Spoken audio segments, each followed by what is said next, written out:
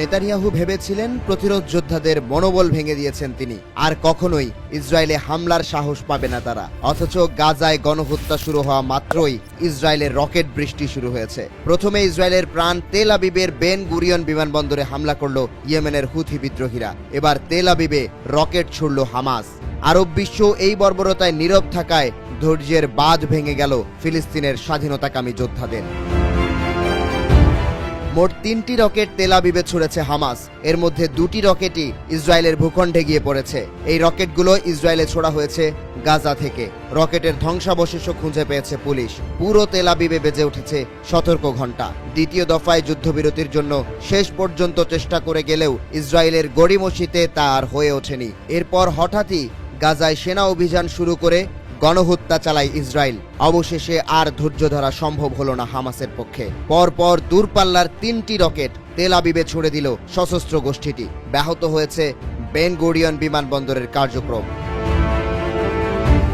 স্বীকারোক্তি দিয়ে হামাস জানায়, গণহত্যার প্রতিবাদে M90 দিয়ে ইসরায়েলে হামলা করেছে তারা।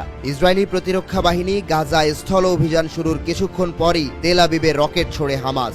হামাসের সামরিক শাখা আল কাসাম ব্রিগেড জানায়, গণহত্যার প্রতিবাদে রকেট ব্যারেজ ছোড়া হয়েছে। এদিকে বৃহস্পতিবারই প্রতিরোধ অক্ষের আরেক গোষ্ঠী হুথিরা তেল আবিবের বেন গুরিয়ন বিমানবন্দরে হামলা চালায়। বিভিন্ন গণমাধ্যম বলছে, সে সময় নেতানিয়াহু পালিয়ে বাঁচেন নিরাপদ স্থানে।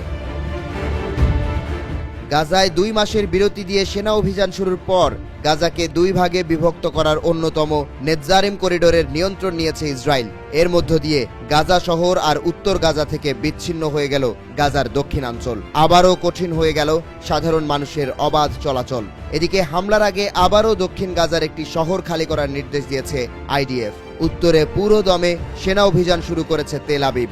একইভাবে অবরুদ্ধ পশ্চিম তীরে চলছে আগ্রাসন। এর মধ্যে গাজায় নির্বিচারে গণহত্যায় ক্ষোভে রাস্তায় নেমেছেন খোদ ইসরায়েলের হাজার হাজার মানুষ। পশ্চিম জেরুজালেম থেকে প্রধানমন্ত্রী বেনিয়ামিন নেতানিয়াহুর বাড়ির সামনে জড়ো হন শত শত বিক্ষোভকারী। পুলিশও থামাতে পারছে না সাধারণ মানুষের এই ঢল। তারা বলছেন, গাজায় গণহত্যা শুরুর কারণে হামাসের হাতে বন্দী সদস্যরা আর স্বজনের কাছে ফিরতে পারবেন না।